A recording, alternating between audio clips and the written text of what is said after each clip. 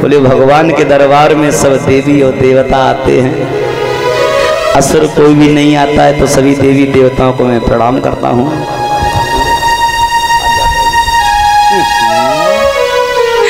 आओ, श्री सुखदेव जी कहते हैं कि हे राजन परीक्षित,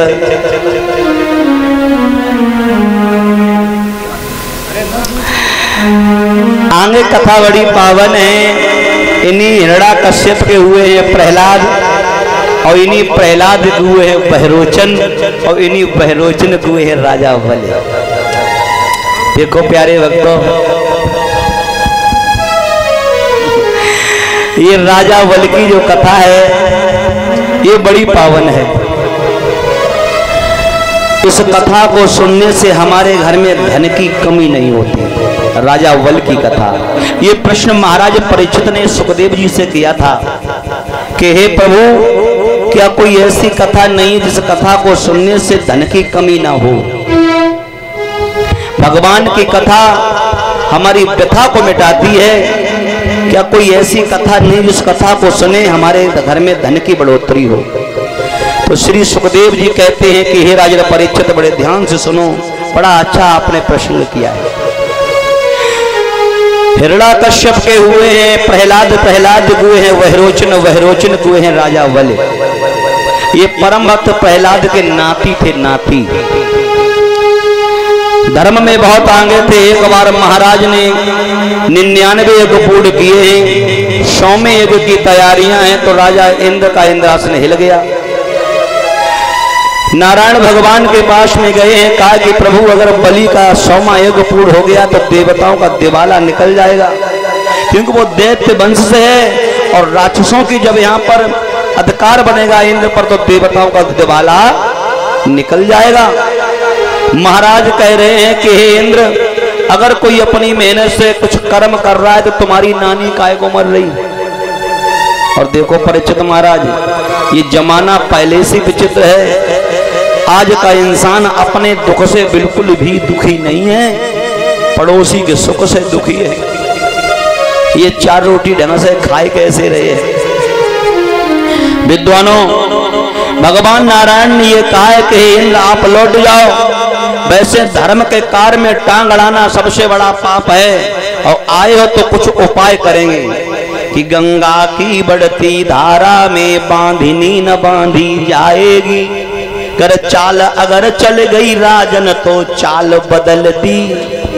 हम तो नहीं सकते लेकिन बदलाव कर सकते हैं।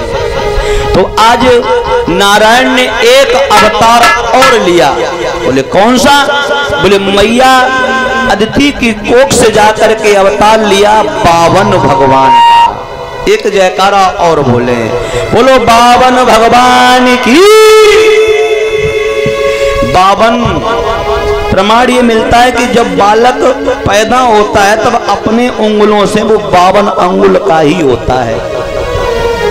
52 भगवान जब पैदा हुए हैं तो लोगों छोटी छोटी बैया हैं और छोटी छोटी पैया, छोटो ही सो कमंडल है, छोटे सी मृगशाला है, बड़े सुंदर महात्मा बन गए। और देखो बुरा मत मानना, दुनिया की हकीकत बता रहा हूं भैया। अगर तुम जब संसार को लूटवे हो ठगवे हो तो दो वेसन बहुत अच्छी ठगाई है। परिचित जी बताएं, 1 नंबर पे कह महात्मा बन जाओ और 2 नंबर पे कह नेता बन जाओ। जब मैंने पढ़ाई की जरूरत है, लंबाई चौड़ाई की जरूरत है। तो आज महात्मा बने हैं, बड़े प्यारे संत बने हैं। एक कवि तो कहता है लला श्याम,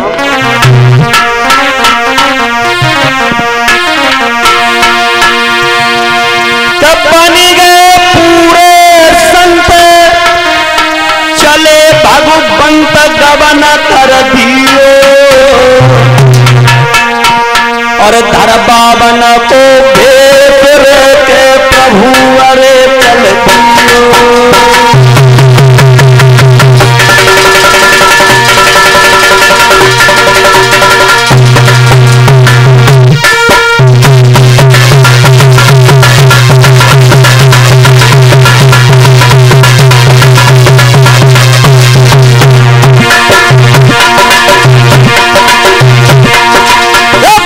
पूरे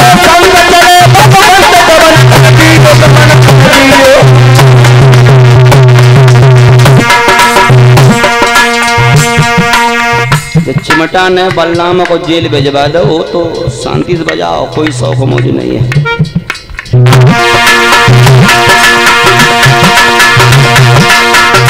बावन को भेज रे प्रभु अरे जगतियो,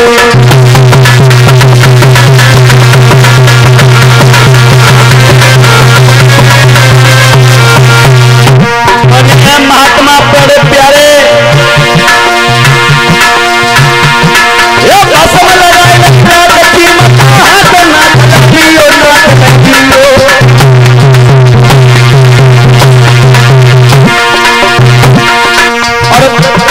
चंदन कोटी लाल मात दियो, चंदन कोटी लाल मात दियो।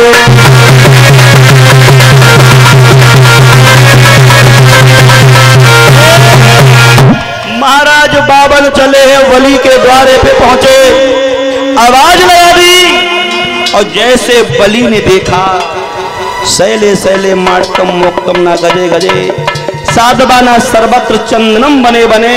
आओ प्रभु, संत भगवान हर किसी के द्वार पर नहीं जाते, सौभाग्य है मेरा जो आपका आगमन हुआ। और बात बिल्कुल सही है, संत के दर्शन बड़े भाग्य से ही मिलते हैं। प्यारे भक्तों, महाराज बावन ने बड़े प्रेम से बावन को बैठाला है राजा वली ने। बोले आओ प्रभु आओ, अरे आओ बैठो आसन पे, क्या इच्छा नाथ तुम्हारी,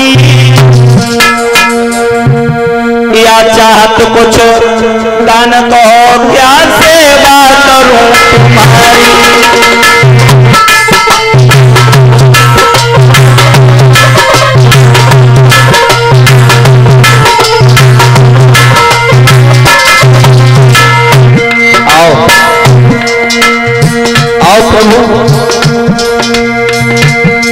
अरे संत शिरोमण द्वार द्वार पर कभी किसी न जाते,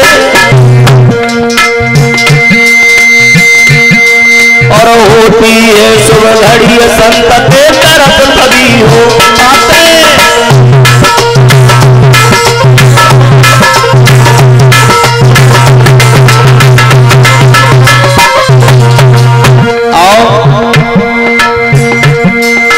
होती है शुभ घड़ी संत के तरफ पड़ी हुई बातें।